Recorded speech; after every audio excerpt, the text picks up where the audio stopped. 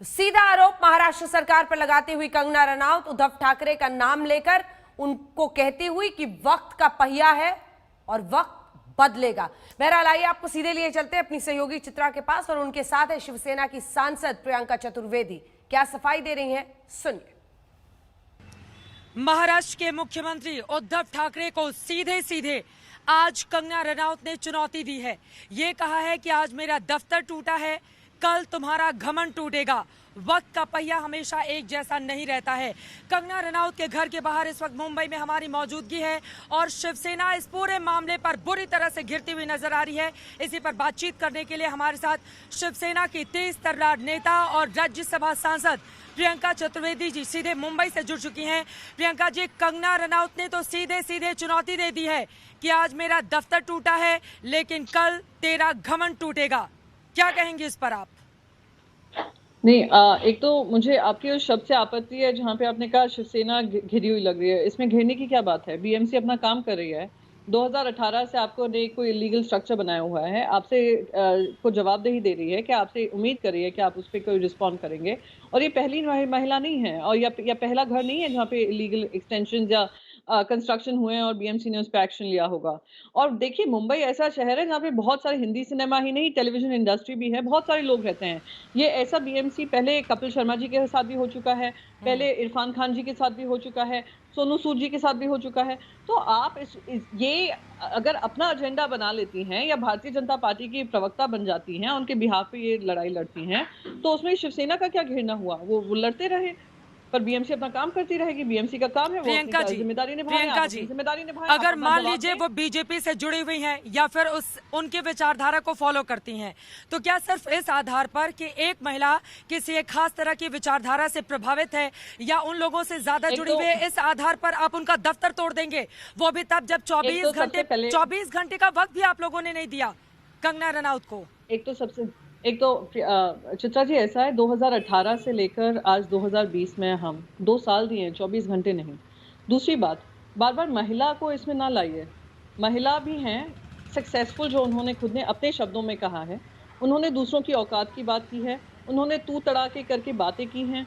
एक elected person जो constitutional position पे है उस राज्य में, जिसने आपको नाम, शान और शोहरत दी, आप इस तरीके से इस लहजे में बात करते हैं, फिर कहती हैं किसकी औकात है कि कोई मेरा उखाड़ ले, किसके बाप की हिम्मत है कि मुझसे कोई पंगा ले ले।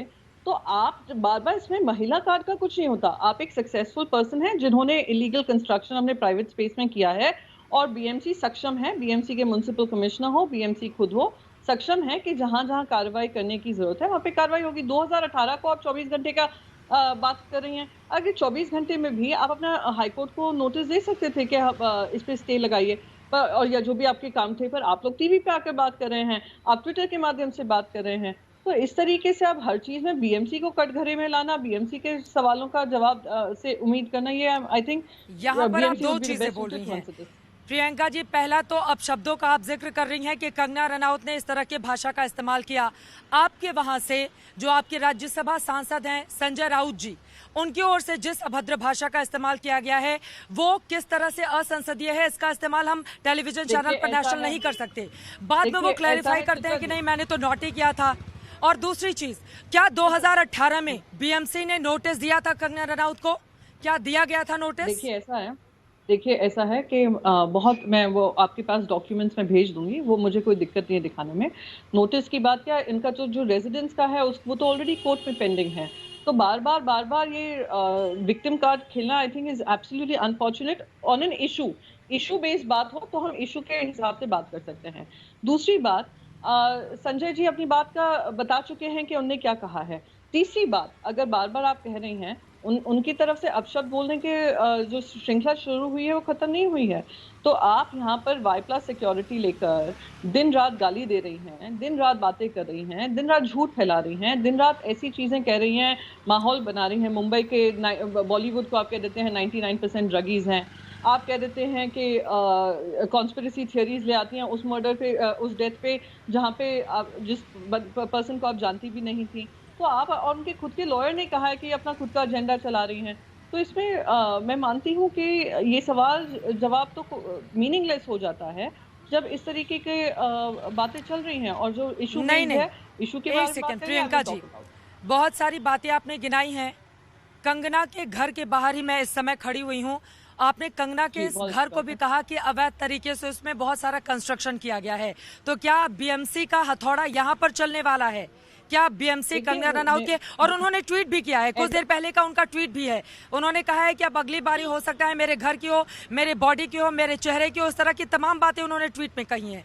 क्या ऐसे करने जा रही है अब शिवसेना और बीएमसी? अरे देखिए, अरे एक सेकंड मैडम, सबसे पहले बीएमसी की स्पोक्स पर्सन नहीं हूँ। बीएमसी, मैंने आपको पहले भी कहा है, बीएमसी एम्पावर्ड है, बीएमसी के म्युनिसिपल कमिश्नर एम्पावर्ड हैं, जो इस शहर में रहता है वो सब जानते हैं। रही बात आपने घर की बात कही, मैं आपको बता दिया है कि उसमें भी इलीगल कंस्ट्रक्शंस हुए हैं और वो केस कोर्ट में है, मैंने आपको ये बात कही। अब वो ट्विटर पे वो कहें मेरे मुंह तोड़ देंगे, मेरा ये कर देंगे, मेरा वो कर देंगे, वो अपने मन गढ़ंत थ्रेट्स अगर बनाती हैं, उसकी जवाबदारी मेरी नहीं है, वो उनसे पूछिए, मुझसे नहीं। लेकिन यहाँ पर क्या आपने थोड़ा इंतजार करने का वक्त नहीं आप लोगों को देना चाहिए था कंगना रनौत को, कि वो कम से कम मुंबई आ जाए, अपना पक्ष रखें? बदले की कार्रवाई के तहत शिवसेना अगर ये काम करेगी, देश भर में यही मैसेज गया है कि अगर शिवसेना के खिलाफ आपने अपनी जुबान खोली तो देखिए आपके दफ्तर का हम क्या हाल करेंगे। और ये जो तस्वीरें आई हैं कंगना रनौत के दफ्तर की, वो अपने आप में बेहद परेशान करने वाली हैं कि अगर आपकी बातों से कोई सहमत नहीं हो तो सीधे आप बुलडोजर लेकर उसके दफ्तर पर चढ़ जाएंगे। नहीं मैडम ऐसा है, क्या परेशान करती हैं पिक्चर्स कि एक सेलिब्रिटी अपने घर के अंदर कुछ भी कंस्ट्रक्शन कर ले, कुछ भी चेंजेस कर लें, वो सेलिब्रिटी को हर प्रॉब्लम माफ है। वो थ्रेट परसेप्शन बनाकर, जो थ्रेट परसेप्शन वैलिड भी नहीं है, वो वाई प्लस सिक्योरिटी, देश में सिर्फ 11 लोगों को ये वाई प्लस सिक्योरिटी मिली हुई है, जिसमें से ये है। थ्रेट परसेप्शन किस बेसिस पे, किस बना पे उनको थ्रेट परसेप्शन उनका डिसाइड किया गया गवर्नमेंट ऑफ इंडिया की तरफ से? वो महिला आकर कह दें कि पाकिस्तान, ये जो मुंबई शहर है वो पाकिस्तान है, वो पाकिस्तान जिसने मुंबई शहर में 26/11 किया हो, आप उसको पाकिस्तान से तुलना करती हैं। आप तालिबान कहती हैं, आप कहते हैं कि मुंबई का हर रेजिडेंट एडिक्टेड टू ब्लड है। तब आपके देश भर में ये मैसेज नहीं जाता कि जो देश का फाइनेंशियल कैपिटल है उसके बारे में अभद्र भाषा का इस्तेमाल कर कोई एजेंडा के तहत ये कहा जा रहा है और मुंबई वासी सब चुप मुंह सील कर बैठे रहें? क्या उन्होंने जो माहौल बना के रखा है शिवसेना की सरकार ने, उस पर उन्होंने टारगेट किया था। प्रियंका चतुर्वेदी जी, आपकी बातों पर कौन भरोसा करेगा? एक महिला जो कि हिमाचल प्रदेश के एक छोटे से कस्बे से आकर अपना एक बड़ा नाम बनाती है यहाँ पर, आप उसके जरा भी नहीं सोचते हैं बुलडोजर चलाने पर? कौन बात करेगा? और आपके साथ शरद पवार जिन्होंने इसकी आलोचना की है, देवेंद्र फडणवीस जिन्होंने इसकी आलोचना की है, हर तरह से आलोचना हो रही है कि बीएमसी ने जो कुछ किया वो बदले की भावना के तहत किया और गलत किया गया है। प्रियंका जी, मानिए आप इस बात को? चित्रा जी, ऐसा है कि बुलाया आपने था मुझे इस डिबेट पे, मैं नहीं आई न्योता देकर अपने आप को, है ना?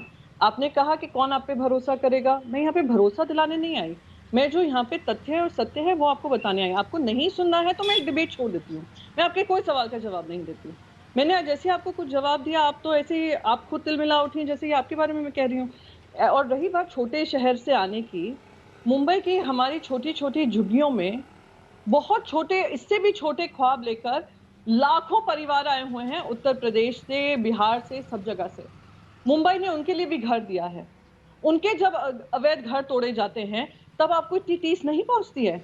एक महिला जो सेलिब्रिटी बन गई, एम्पावर्ड महिला, खुद कहती हैं सोशल मीडिया पे कि मैं सारे एक्टर्स, बॉलीवुड एक्टर्स से ज्यादा कमाती हूँ, मैं सिंगल मूवी महिला हीरोइन सेंट्रिक मूवीज करती हूँ और मैं बॉक्स ऑफिस पे मैं सब पे हावी। चल, बहुत अच्छी बात है, आप एम्पावर्ड महिला हैं। मैं पूछती हूँ, जिनकी जुबान नहीं है, जिनके वॉइसलेस हैं, लाखों करोड़ों हमारे मुंबई में आकर बसते हैं, तब आप सवाल नहीं उठाती हैं। और आप मुझे यहाँ पे कह रही हैं कि फडणवीस जी जिनके माउथपीस अभी वो खुद बनी हुई हैं, कंगना जी, वो तो बोलेंगे ही, उनके साथ बोलते रहे। हम आपको बीएमसी का क्या तौर तरीका है वो और शरद पवार मैंने उनकी बात नहीं सुनी है, पर मैं बस ये कह दूंगी, जहाँ पे भी अवैध निर्माण होगा, अवैध काम होगा, उस पर हम पाबंदी लगाएंगे और बीएमसी का वो काम है, बीएमसी से ये उम्मीद है, वो बीएमसी से। लेकिन लगातार आज तक भी दिखा रहा है और चूंकि हम लोग ग्राउंड लेवल पे हैं, देखिए प्रियंका जी, यहाँ पर आपने कुछ महत्वपूर्ण बातें और उसके कही। बाद आपने कहा कि हमने आपको बुलाया है, ये बात बिल्कुल सही है, क्योंकि महाराष्ट्र सरकार का जो पक्ष है वो देश के सामने आना चाहिए और एक जिम्मेदार चैनल होने के नाते हमारी ये जिम्मेदारी है। दूसरी महत्वपूर्ण बात, आप सरकार हैं, आपकी ये जिम्मेदारी है कि आप हर सवाल का जवाब दें, क्योंकि इसी भरोसे के साथ आप लोग चुनाव में जाते हैं और जनता का दिल जीतते हैं। महाराष्ट्र की सड़क पर आपकी सरकार को लेकर नाराजगी है, इस बात को स्वीकारें आप। लोग कह रहे हैं कि उद्धव सरकार ने जो किया वो गलत किया, इनको और वक्त आपको देना चाहिए था। प्रियंका जी, चित्रा जी ऐसा है, सबसे पहले तो मैंने कौन सा सवाल का जवाब है जो मैंने आपके सवालों का नहीं दिया? सारे सवालों का दिया है ना। आपने अपनी जिम्मेदारी मुझे समझाई, बहुत बढ़िया बात है। मैंने भी आपको अपनी जिम्मेदारी निभाई यहाँ पे आकर आपके सारे सवालों का जवाब देकर।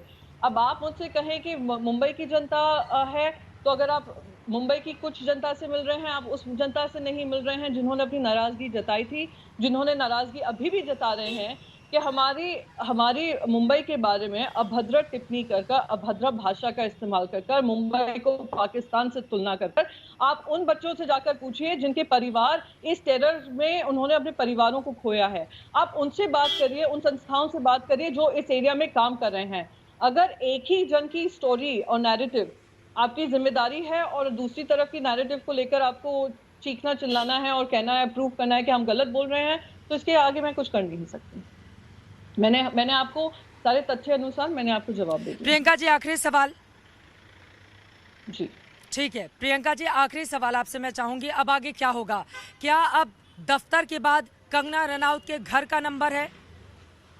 वो आप बीएमसी से पूछिए, और अगर उन्होंने सारे अपने जो भी कंस्ट्रक्शन है, जो भी काम है, उन्होंने एज पर बीएमसी नॉर्म्स की हैं, उनसे जवाब दीजिए। आप मुझसे क्या जवाब दे रही हैं? चलिए, बहुत शुक्रिया आज तक से जुड़ने के लिए और ये बातचीत करने के लिए। प्रियंका चतुर्वेदी, राज्यसभा सांसद शिवसेना की, उनकी ओर से सीधे कहा गया है कि जो इलीगल कंस्ट्रक्शन था उस पर दरअसल ये बुलडोजर चला है और पूरे मामले का राजनीतिकरण करने में कंगना रनौत लगी हुई हैं। लेकिन कुल मिलाकर कंगना वर्सेस उद्धव सरकार की ये जो लड़ाई चल रही है मुंबई में, ये कहां पर जाकर थमेगी, इस पर बनी रहेगी आज तक की नजर।